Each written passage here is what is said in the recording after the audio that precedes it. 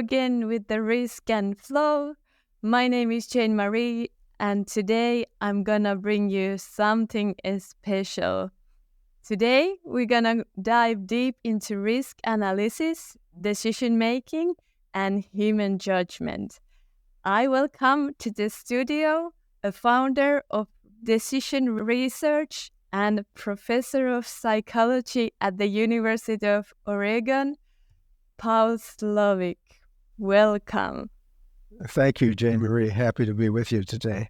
I'm grateful to have you, that you came here today to speak with me. Mr. Slovic, you have contributed worldwide to the risk analysis and decision making and themes around it. You have also made remarkable research and work during your career. And also in 2022, you received Franklin Institute's Award for Achievement in the Science of Decision Making. How do you feel about to get your work acknowledged like this? How does it feel? Well, when I hear that, I think of more than 300 collaborators and colleagues, co-authors on my papers who have all contributed in important ways to this work. So I don't work alone. I like to work with other people. It's more fun.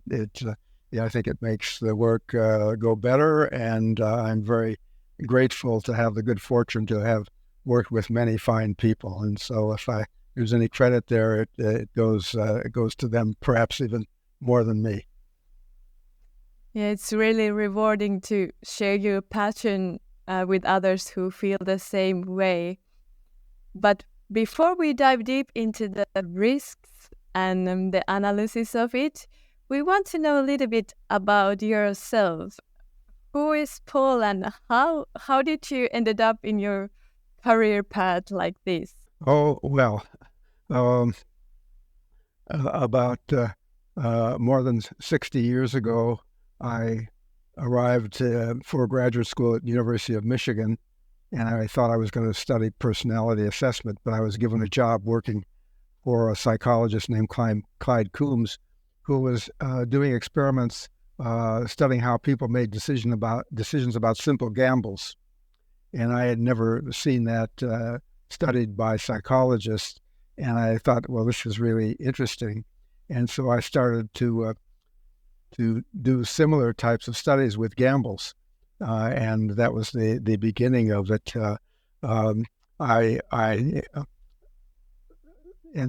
Professor Coombs was at Michigan for a year, and then he went on sabbatical, and I was studying gambles, and fortunately there was another psychologist at Michigan named Ward Edwards who was also studying gambles. There was only about 4 or 5 people in the world doing research on preferences among gambles from a psychological perspective at that time, and 2 of them were at the University of Michigan, so I moved over, worked with Ward Edwards, and studied gambles as a graduate student. And then after I got out of graduate school, I got a job with a research institute, the Oregon Research Institute, and continued to do that.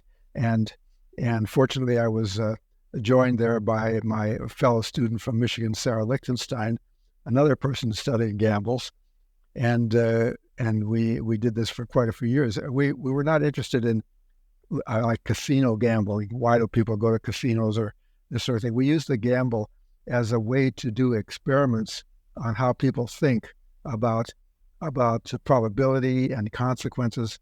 The gamble has the essential elements of a risk situation, but kind of divorced from the real world context there. So you can manipulate very precisely the probability of winning, the probability of losing, the amount to win, the amount to lose, whether there are other outcomes as well, other payoffs. You can do all of this in a laboratory setting, and you see how people respond to that, evaluate the gamble, whether they want to play it or not, or whether they would choose it over others.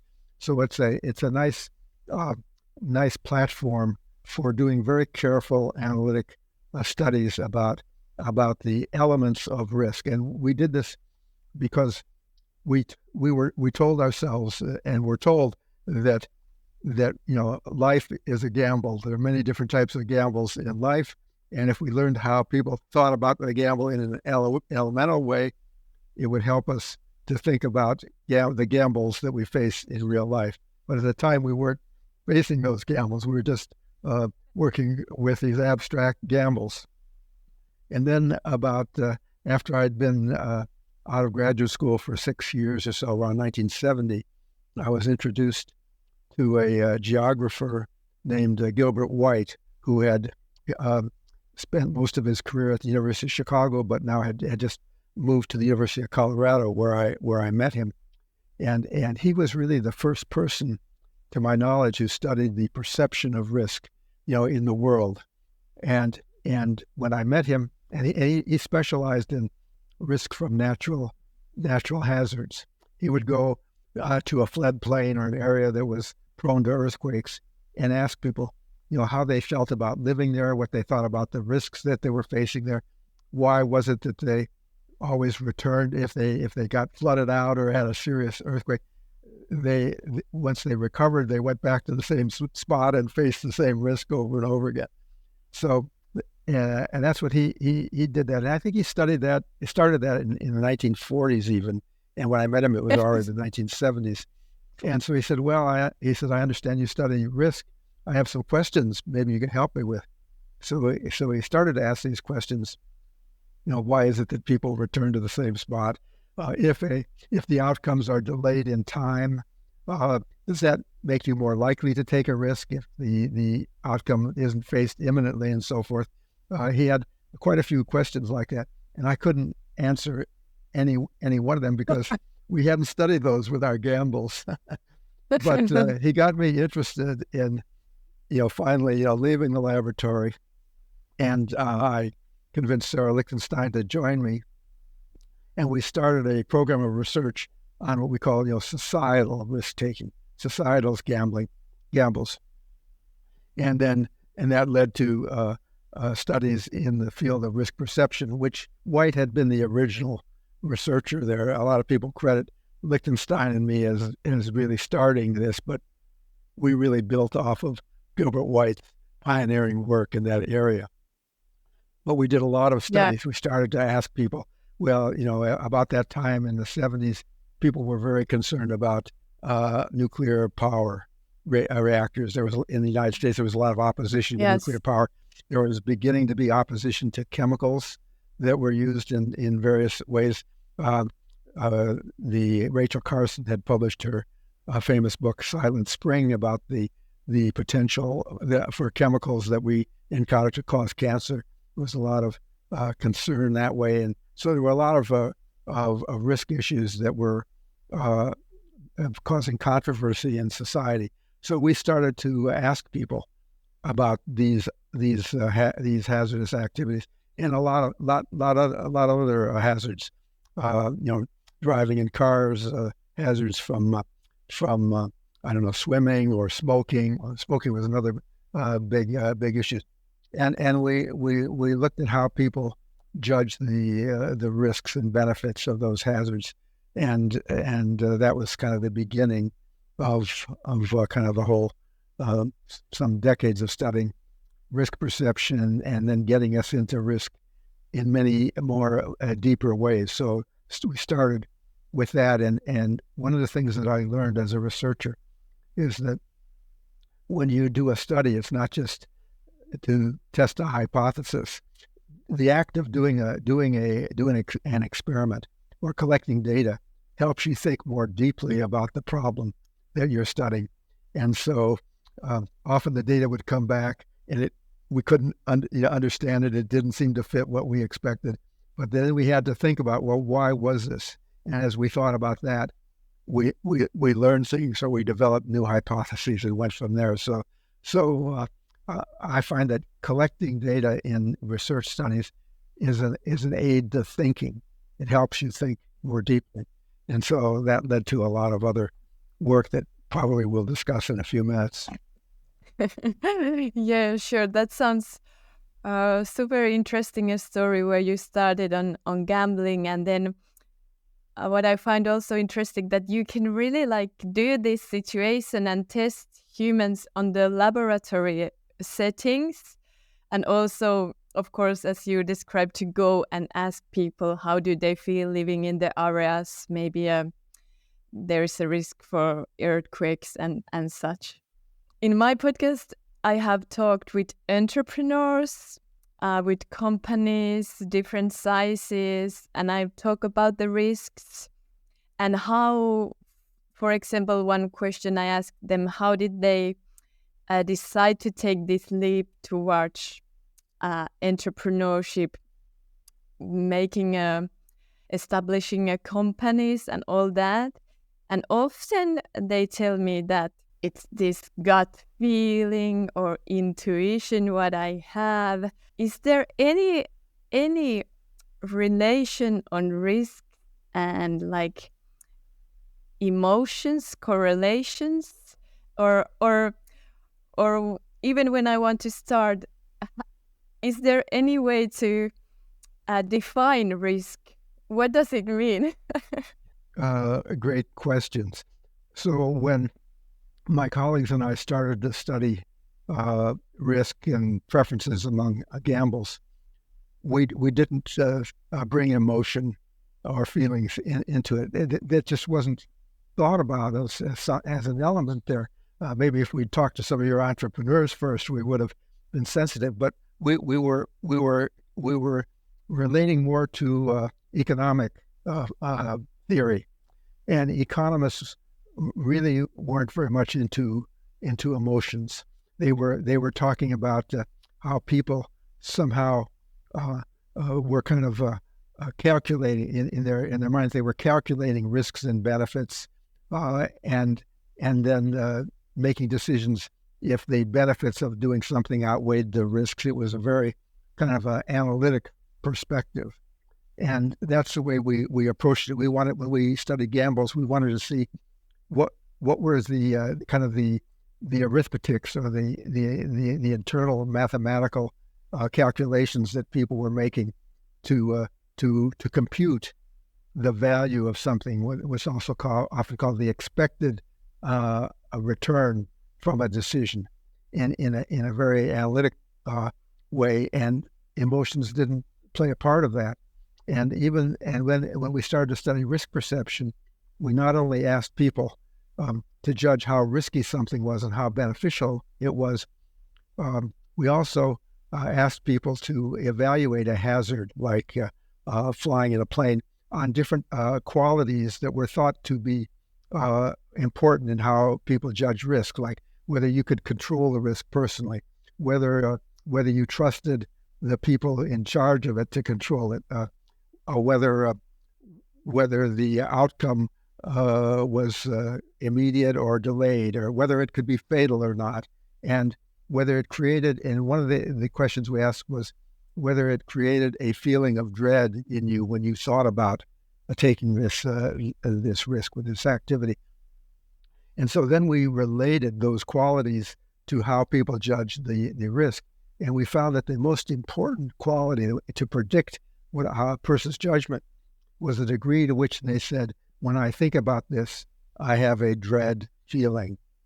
And again, we didn't anticipate that. We said, oh, this is pretty interesting. We recorded that. Then we found another thing in the data. This is what I mean when you look at your data, you learn things that you hadn't anticipated. We also asked people to judge not only the risk, but the benefit from each activity.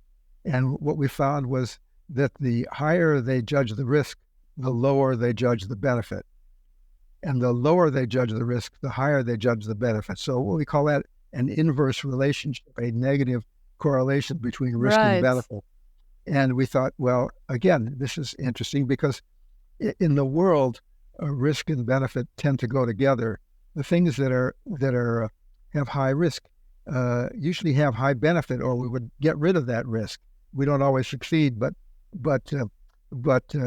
we try to make it so that risk and benefits are positively related. And here in the mind, we saw that people had a negative relationship, and we said, well, this is curious and interesting, but we didn't do anything more on that until I was kind of worried about what was going on. And then a few years later, I asked one of my graduate students to work with me on research to try to understand that. And what we learned was that the reason there is a negative relationship, an inverse relationship between risk and benefit, is that because people make those risk-benefit judgments by first consulting their feelings about the activity. Do I like it? Do I dislike it? And if I dislike it, I judge it as high in risk and low in benefit. And if I like it, I judge it as high in benefit and low in risk. So, for example, something like Right. cars, driving cars. We benefit a lot from those. We tend to feel the risk is low, or exposure to radiation from, say, a nuclear power plant. People tended at that time to dislike nuclear power, so they would judge the risk as high and the benefit as low, even though power reactors give us a lot of benefits. So the judgments were not always attuned to what the experts would say were the benefits and risks. So those are some of the things that came out. So it really turned us around. We started to study risk as a feeling rather than some internal mathematical calculation we're making. And it's a sense, what's really amazing about our feelings is they are sort of calculations that our brain is making these benefit risk calculations in a fraction of a second. So, neurons fire in our brain, and it triggers feelings in us about whether something is good and we can go for it and do it, or whether it's something bad and we need to run away. I mean, we realize, well, this is the way we calculated and decided about risk when we lived in caves. We didn't have mathematics and the science of risk analysis and engineering analysis. We didn't have all that. What we had was our feelings and our experiences, which helped to shape our feelings. And if we had that experience, we learned that some things were dangerous and we should avoid them, and some things were good and we should approach them. It was all done through experience. And this is another perspective on risk. Risk as a feeling and risk as something we experience. All of this different from risk as something we calculate as a scientist. And then over long periods of time, we learned how to think scientifically and mathematically, and we created a field of risk science, which was mathematical and analytic, which is very important in the world. I mean, this is a way we make really important decisions about whether it's how to design an airplane and other sorts of things. We can't do without this. So we have this analytic risk as analysis, risk as a feeling, or risk as experience, and then more recently, unfortunately, we have learned that risk is also politics. That's political being colors, and then there's also a cultural factor too, that people all over the world don't necessarily react to risk the same way. Their culture shapes them. So another element, risk is a culture as well as politics, experience, analysis. Risk is very complex.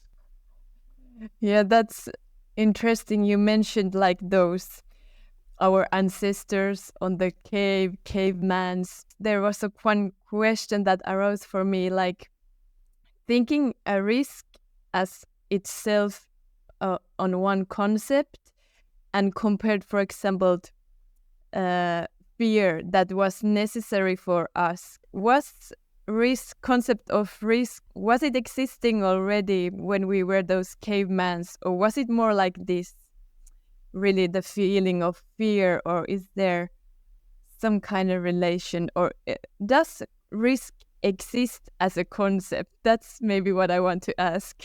A good question. I'm not enough of a historian to know when the word risk began to be used. I think it was probably several centuries ago, and maybe came out of philosophy and economics, where the term was originated. But clearly, risk existed for the people in the cave. I mean, the world was really very dangerous at the time. There were all kinds of these horrible animals and creatures around, and maybe dangerous, polluted water to drink, and the life expectancy was probably certainly very low. Oh, and another risk was enemies, people attacking you. Other tribes and things were attacking, and even into the Middle Ages, we see that so many of the cities from the Middle Ages have walls around them. Well, why do they have walls? It's to protect them from the attacks by neighboring peoples. So risk was always there. I don't think it was not labeled as risk. It resided in our minds as feelings, and as you say, fear. The fear is a key element of something that's dangerous.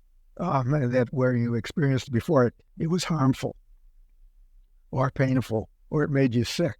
So fear existed, and one of the interesting things about fear is that, and other emotions, anger is another one, or joy and love and hate. All of these are powerful emotions which influence us. But the what I was impressed and learned from was a book by Antonio Damasio called Descartes' Error: Emotion, Reason, and the Human Brain.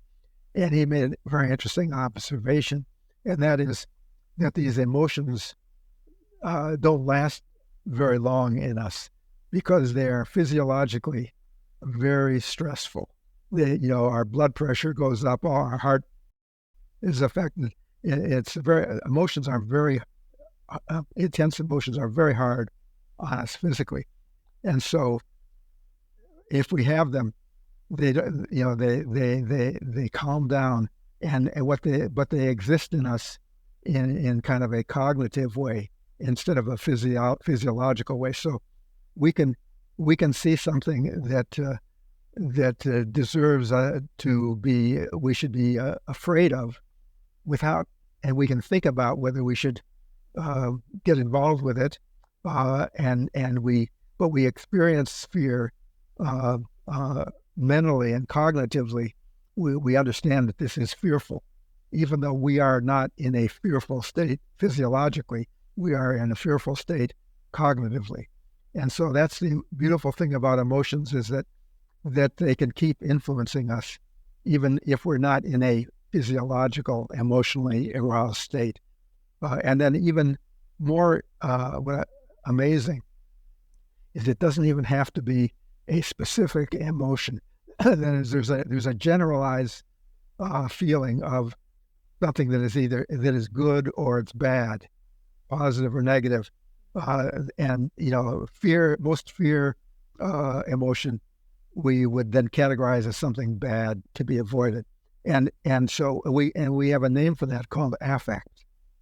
That things that that we experience in the world creates affective feelings that are good, positive or negative. And if they're positive, we engage with something. If it's negative, we don't. And it doesn't even have to be that. We don't have to worry about the nuance of whether this is fear or anger or whatever. We just know it. If it's good, we go for it. If it's bad, we avoid it.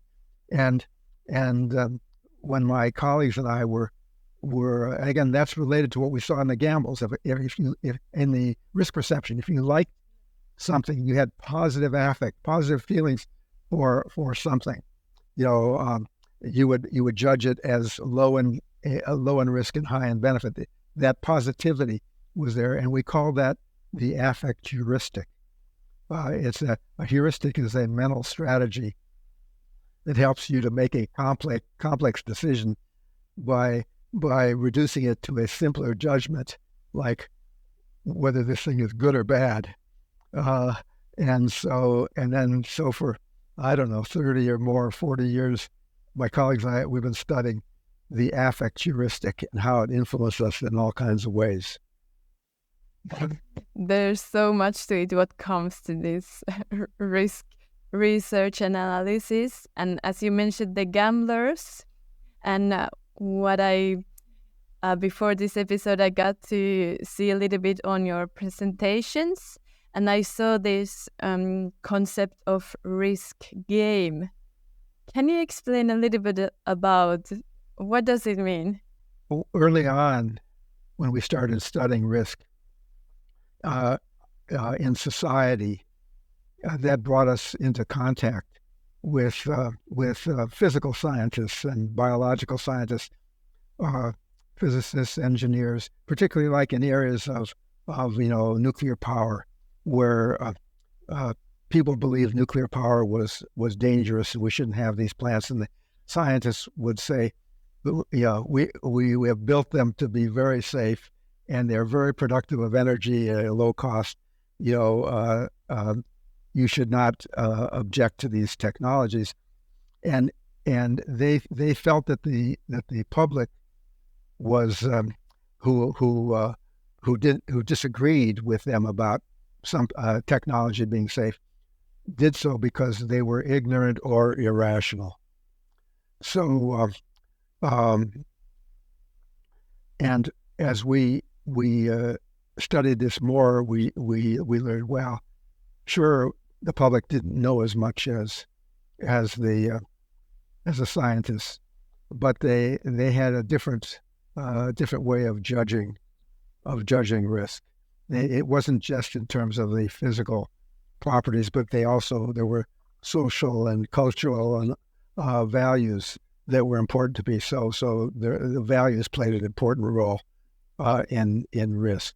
So now, as I've gotten into that, I've forgotten exactly your question. Give me your question again. Then, my question was that about the risk game. Is there the risk game. Okay. Risk game? Okay. Yeah. Okay. So what we realized is that while the scientists were saying risk is real and it's objective, and as we studied it more and more, we came to an opposite conclusion that danger is real, but when we use the term risk to measure danger, risk is a subjective concept that has many different meanings, many different ways to judge it, and that it can be defined in different ways, and that we use the word risk, but we often don't realize from one sentence to the next we're using it in a different way. So sometimes we use the word risk when we mean something is a hazard, like flying in a plane is a risk. Well, it's a hazard, So an activity is a risk. We sometimes use the word risk when we are referring to how likely is something to it. What's the risk of something happening? Means how likely is it? We use risk to mean how severe are the consequences. Like if I don't put money in my parking meter, the risk I face is getting a parking ticket. That's a consequence.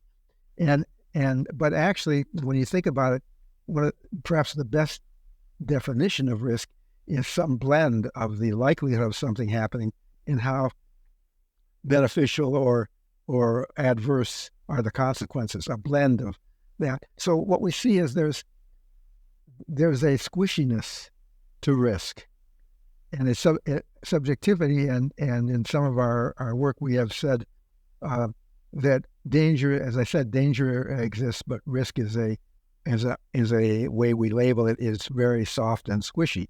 Okay, well, when it's soft and squishy, that means that when you have some sort of debate about whether something is safe or risky in society, that each side of this debate tries to control the definition of risk, because whoever controls the definition of risk, they can shape how it's defined and whether it turns out to be low or high.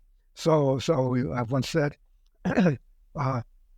defining risk is an exercise of power, So there is a power game going on in society when we're trying to make complex decisions about technologies and other factors, and so it's like a game, and we jockey to define the rules in any particular discussion, and because whoever sets the rules of the game usually wins the game. So that's kind of, I saw an analogy between what goes on in risk settings in the world and this game aspect to it. Needless to say, many technical scientists, physical scientists, biological scientists object to that. They argue that no risk is solid. It's real, and the subjectivity is erroneous. But you can't get away from subjectivity.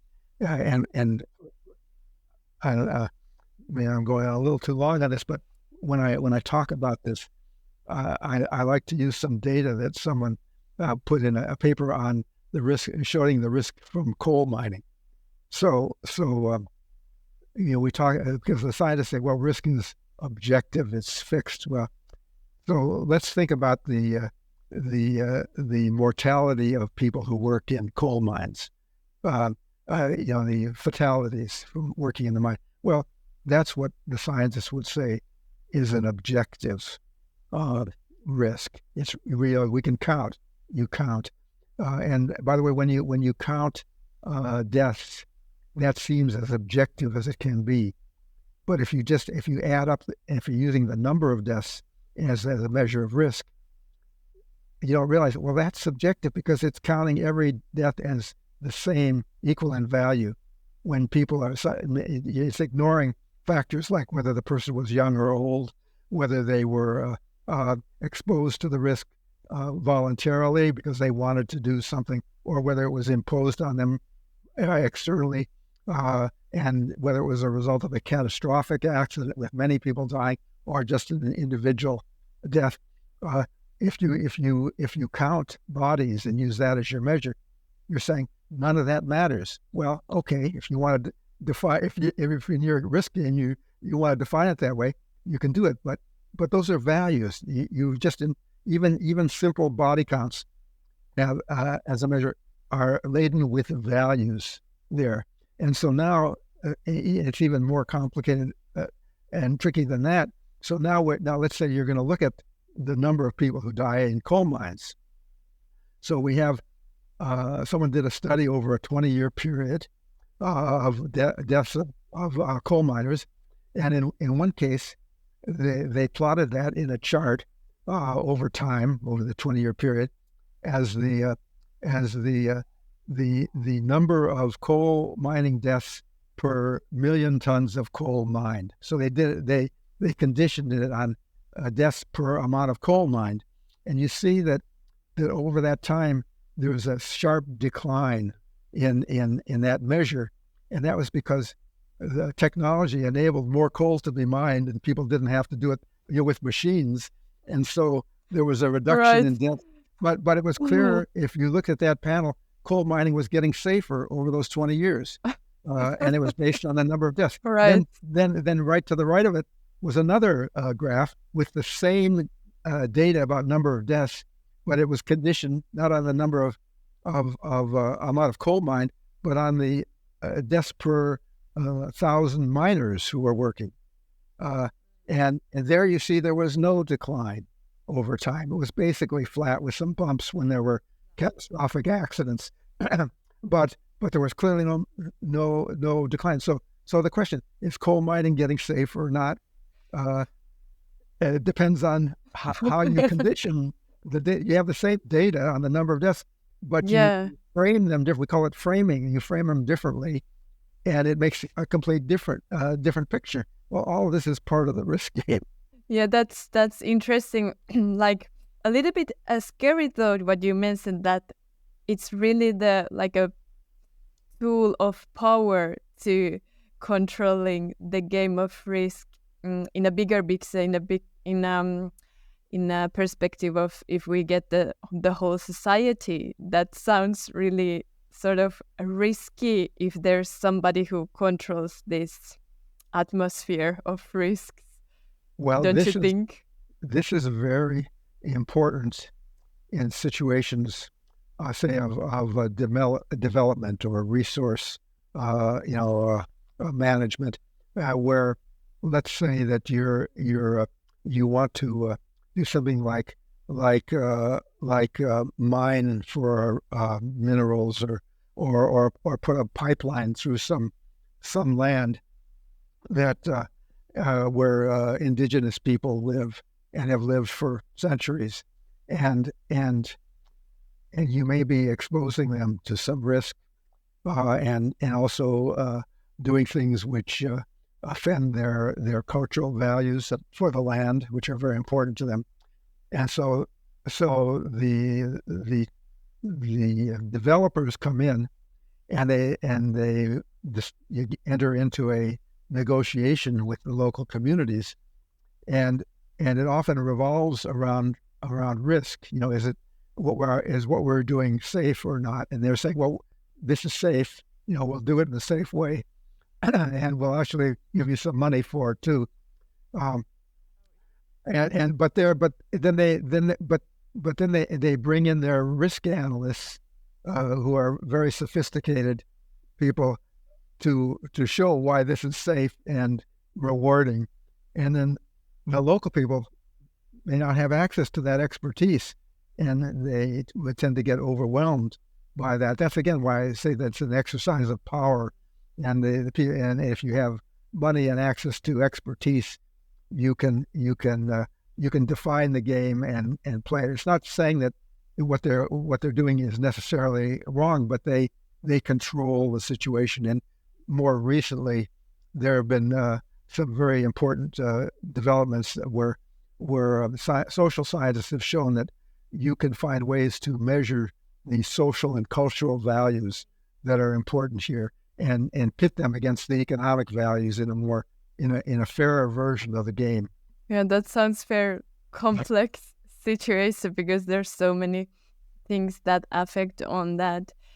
We have talked about risk as an analysis, risk as feelings. Then you mentioned, unfortunately, risk as politics. Can we touch a little bit the theme of risk and politics? Because what you also talk about, this comparison to if we see, for example, a piece of news that there is one child died, maybe because of war, as we are on the crisis at the moment, also on the worldwide situation and all, compared to if we put the data out there, how many people died in COVID. They're just like big pile of numbers. Because risk involves emotion, it involves culture. Some people gain, some people lose. It is also, unfortunately, highly political. And I can only speak at the moment from the United States perspective, but we see that there are very strong differences in the risk attitudes and risk decisions by Americans who identify as Democrats and Americans who identify as Republicans, or liberals and conservatives. We see very clearly that the social policies that our elected officials endorse are very different depending on whether they're Democrats or Republicans. The Democrats tend to be more welfare oriented and more sensitive to social and cultural effects, and the Republicans tend to be more focused on economic elements here. And we have terrible fighting over risk. And what I found in my studies is that for example, climate change, nowhere in the world are we adequately addressing the risks from climate change, and we're starting to be more active in trying to reduce the emissions that are increasing the effects. But we've been slow to respond, and we still under respond. In America, the Democrats are much more active in trying to enact policies that will reduce our carbon emissions and also help people adapt better to climate change. And the Republicans feel that this is bad for the economy and to fight against that. The same thing with COVID. The Republican government did not want to recognize COVID as a threat. I mean, the Democrats were not perfect either on it, but there was a big divide there, and because the Republican administration, which was in power at the time, was not really taking it seriously or proposing, listening to the scientists. The United States suffered more than 1 million deaths from COVID, over 1 million deaths, which had we acted more quickly and listened to the scientists more, it would have been far less than that. So we see that these elements are very politicized. I'm studying now in hypothetical war situations that involve the potential need for the United States to possibly use a nuclear weapon against an adversary in a conflict that is being fought in conventional war methods, but it's not going well for the United States, and we'll win the war, but we're going to lose 20,000 soldiers if we keep fighting this ground war. And then the military suggests to the president, well, we could end the war quicker and save 20,000 soldiers if we used a nuclear weapon against the enemy and killed hundreds of thousands of civilians, but we would end the war. And we ask our participants to play the role of the president. Would you do this? And what we find is that participants who are Republicans and conservatives are far more likely to support using a nuclear weapon in much disproportional ways, in excessive harm to protect our troops than are Democrats. I mean, it is multiple. There are 4 or 5 or 6 times more likely to support the use of nuclear weapons, and this is based on their political alignment, which is shocking. And as far as I know, this is not taken into account at the top levels of our government in terms of trying to think of what does this mean for policy. We have a policy in this country that the president has the can have sole authority to use nuclear weapons, and the president must be obeyed if he or she decides to use them.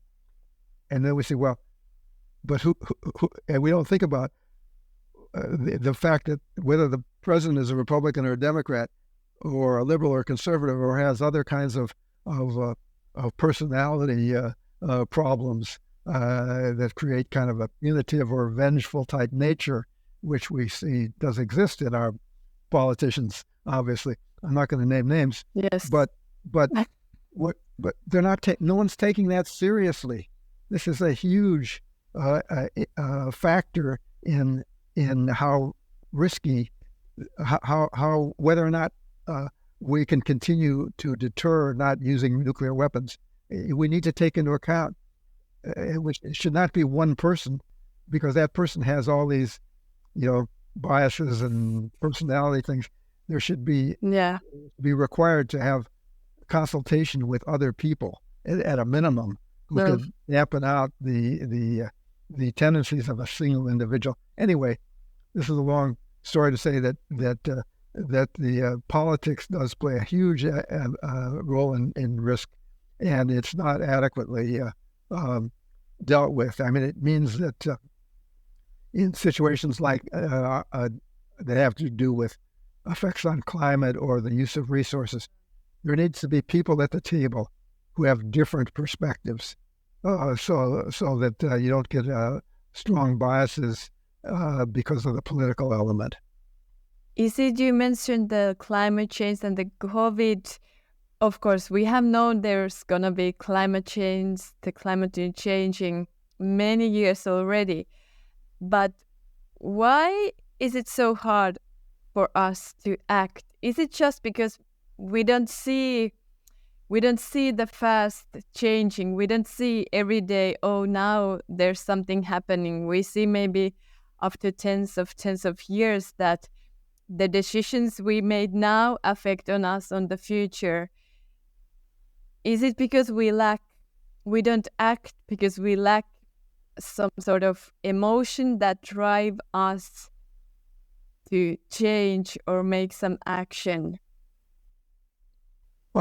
Yes. And the reason we lack emotion, there's multiple reasons.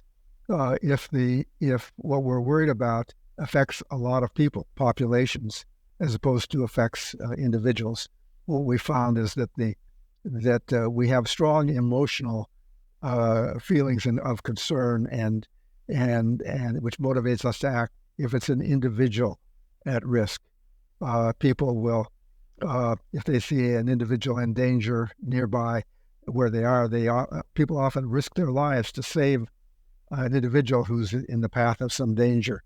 But then, because our feelings are energized, there's a strong emotional response that you have to go respond to and help that person, if you can do that. But again, this is risk as a feeling, and what we've learned is that our feelings don't do arithmetic very well. They don't add and they don't multiply. So that if there are two people at risk, one person at risk feels very worrisome and concerning. If there are two people at risk, you don't feel twice as much concern emotionally, because our feelings, they're so big at the first one, the two doesn't feel twice as worrisome as one, and it very quickly flattens out, and we get insensitive to numbers. Well, the things you're talking about are big in numbers often, and at a distance, and don't create an emotional response. But why is that? Can you say why is it if we see one or two, why does it go, the emotion like faints the more there is the people? Can you say why? Yes, and again, there are multiple reasons. First, I think our emotional wiring was created when we lived in caves, and we had to protect ourselves and a few people around us, and so it was adaptive. It helped us not only protect ourselves but protect the few people that we cared about, or our small community. So we didn't have to worry about pandemic diseases or other big things happening far away. It just wasn't part of our world as our brains evolved. So the other thing is, so that our brains were designed to be sensitive to very small changes that affected us. This is the same thing in terms of the way our ears work, or the way our eyes work. When we think about how we judge how loud something is, our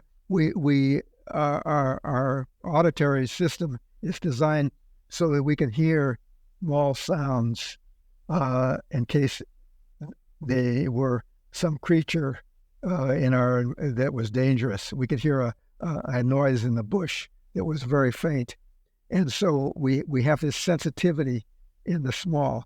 Well, when you design the ear to be sensitive to the small, the physics of energy and sound are such that same system can't be equally sensitive to large sounds, because it would blow up. I mean, if So it has to dampen out. So as the noise gets louder and louder, our auditory system doesn't continually to get louder.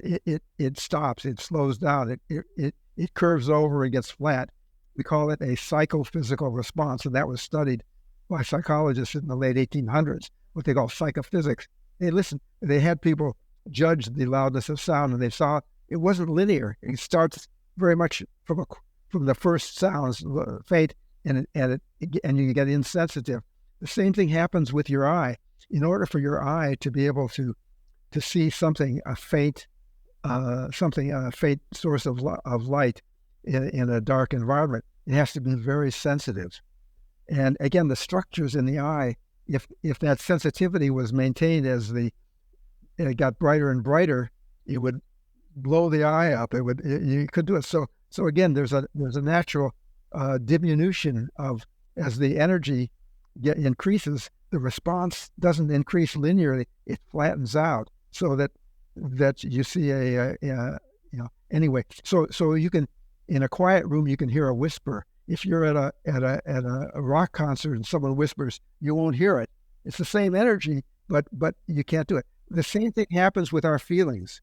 Our feelings are designed to be very sensitive in the small, and then they flatten out. They don't respond, just like the eye and the ear. And what that means is that it's very quickly the more numbers of people at risk.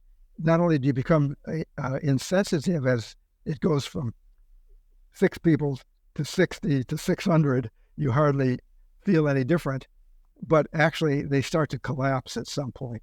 They, unlike the ear and the eye where you get insensitive, but at least you can hear or see, the feelings, they turn off, they collapse. And we say, the more who die, the less we care. Well, this applies then to thinking about climate change effects, which can be vast.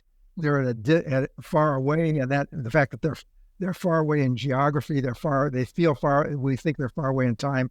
Those don't energize our feeling system, and the same thing with other hazards, the risk of nuclear war and many other things, famine, poverty, wars in general. We underreact to things that are large in scale compared to the small. In the United States, we have a problem with school shootings, and every time it happens, a few children get shot, and everyone is enraged, and then we forget about it, and it fades. Another thing about the feeling system, when our feeling, even if it's a single person or a few, and our feelings are engaged, they don't last because again, it's stressful to be in that situation, and also the driver again of feeling is attention.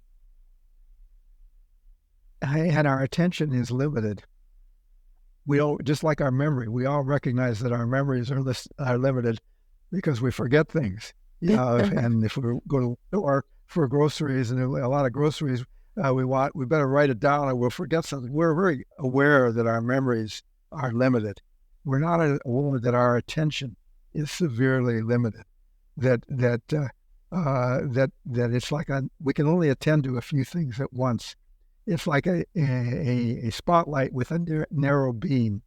And because we can move that spotlight around, we think we don't have any problem with attention, but we don't realize that we're moving a very narrow spotlight around, and that what's out of the spotlight is not in our consciousness, and it may as well for the moment not exist.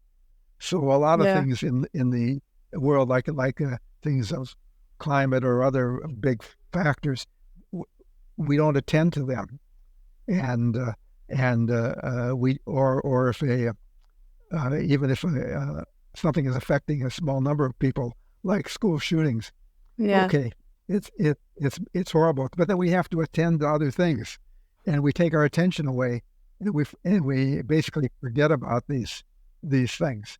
So we need to recognize this and make sure that we don't allow these important consequences not to be in our conscious attention. We have to put mechanisms to remind us not to let them fall off the table. And one of the ways they fall off the table, again, is that if doing something about a problem has certain security type costs, like intervening in a genocide, we say, oh, we abhor genocide in other countries, but if we intervene, it would have costs. It's militarily dangerous. It's politically dangerous. And these costs. We focus our attention on the costs and the fact that people are being abused in large numbers is not in our attention span, and it falls off the table. So the most fundamental driver of feelings and risk is attention. That's actually a very current situation here in Finland. As you mentioned, in the USA, the school shootings might be sort of everyday situations, but compared to here in Finland, it's very rare. But unfortunately, just recently, we had this incident of school shooting, where actually, which is really, really unfortunate and devastating, but one young person shoot and wounded other children in the school. So hurting children makes it even more like devastating, and of course the whole country was like devastated and sad, and all the news and all the social media was all only about this topic, and it still is. We want to find the reasons why this happens. What is the cause? What is the situation with our children, like mentally and all that? And also, if I go a little bit back further, the other one, as you mentioned about the nuclear war, when we just elected our new president, there was 2 candidates, and other was against of that the nuclear weapons can pass through Finland's territory, and the other one was yes, I can allow that, and the other was no way. And the one who allowed that the nuclear weapons can pass the Finnish territory, now he is the president at the moment. So in those two situations, when the school shooting and these nuclear weapons, I can really see that the feeling and the political way to affecting us really strongly. Mm-hmm. Mm-hmm. Yes. I should add that we have studied certain situations that demonstrate how when something happens even to an individual, it makes a big impression, but it doesn't last. And we did this in the context of the Syrian war that started in 2011, when the population in Syria, the public people, started to rebel against the government of Assad, and the government told the protesters to go away. And when they didn't go away, the government started to have the military attack the people and shoot at them and kill them. And instead of making them go away, it escalated into a big civil war kind of thing in 2011. And by 2015, 250,000 people had died, and millions have fled the country as immigrants, as migrants, trying to escape. And no one cared, and we could tell that no one cared because we searched on Google for under the concept of Syria and refugees, and we saw that there was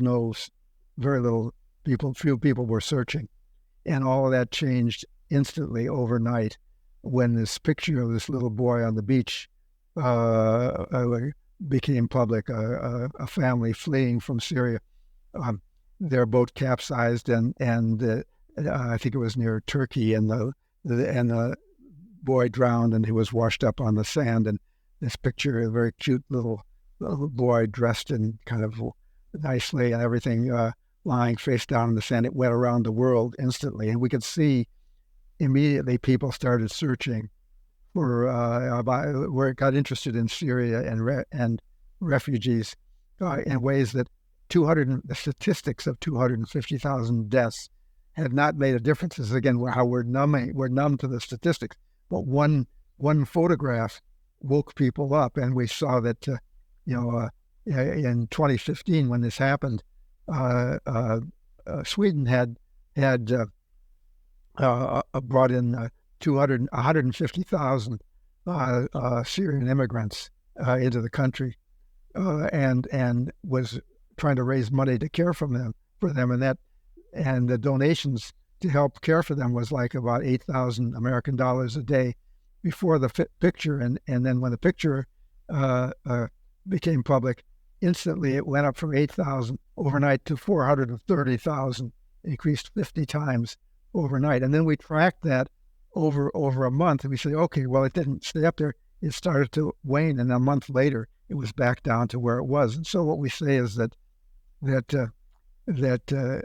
people kind of, when they run out of things to do, or if they don't think they can do anything more, they stop attending to it because it's painful to attend to a problem that you're not helping. So you turn your attention to other things in your life that you need to worry about and do something about. And so the attention goes away. And so what we learned from that was, again, when something dramatic happens, even to an individual that's emotional, it creates a window of opportunity where people are awake, they're engaged, they're energized by their strong feelings, and want to do something. And if there's something they can do, like donate money, they do that in a big way.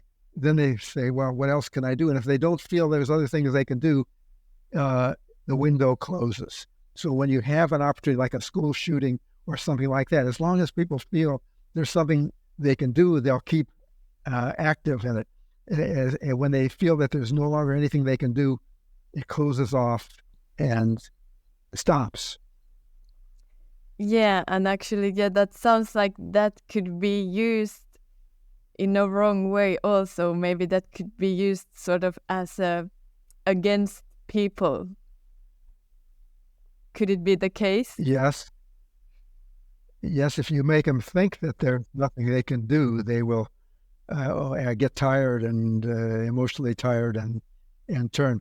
And that raised another thing that made us think about was how action has to be energized not only by feeling, but by a sense of effectiveness, efficacy. We call it efficacy. And this is another peculiar way that our feelings do arithmetic of risk in a wrong way. We found that we were asking people to donate money to starving children.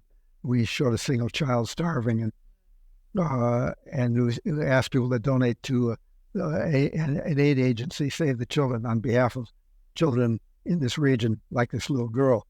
And about half the people donated. We thought we can do better than that if we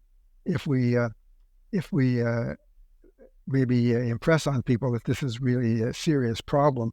And so we did the study again. Same little girl, same agency, but now next to her picture and her name and her age, we said that we gave the statistics of how the people starving in the region. She was one of millions of children who's starving, so it's really a big problem. And instead of increasing the donations dropped in half when the statistics were there, because it made people feel that they're helping this child. We help children like that because we feel good, because they need our help, and we feel good about helping them. And when we see all these people we're not helping, we get bad feelings that come in and wipe out the good feelings, so we don't even do the good thing we can do. We call it pseudo-inefficacy, a false feeling of inefficacy, because you could still help this child, but your mind was deceived into thinking it wasn't good because you couldn't help everyone. So this is, again, the way the mind works. It's a peculiar way which makes us often to turn away from big causes because we can't do it all.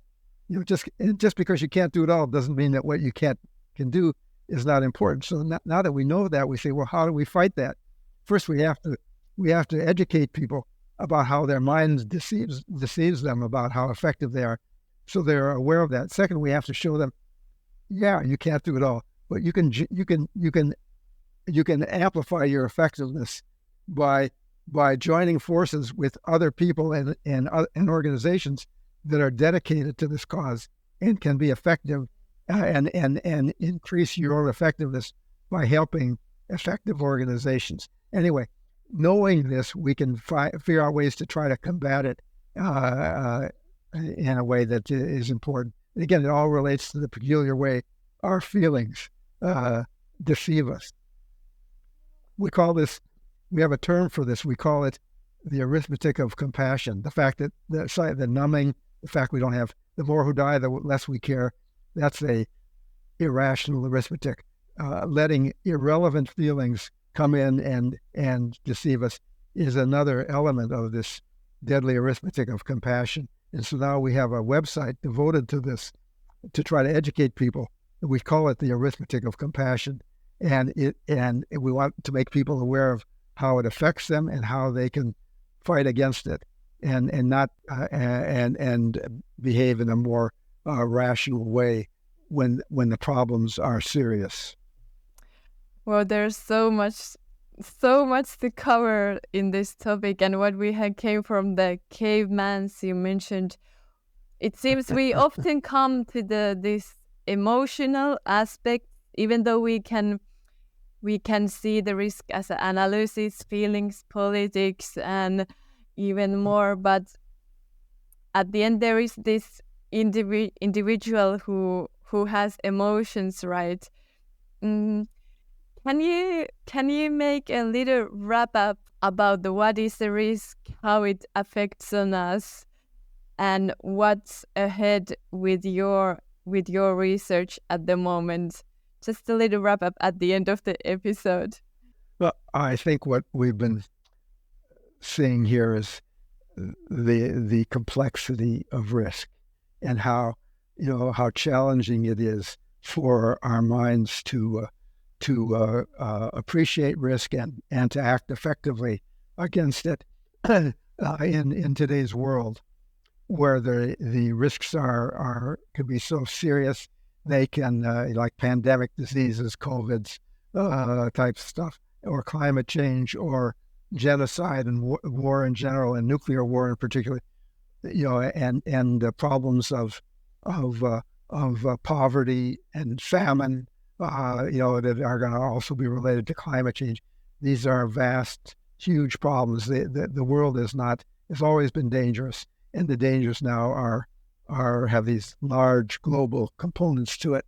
How complicated that is, and I think we have to understand how our mind thinks about these problems, both in ways that are good and ways that are not productive, in order to adequately deal with the risks of today and the risks of the future.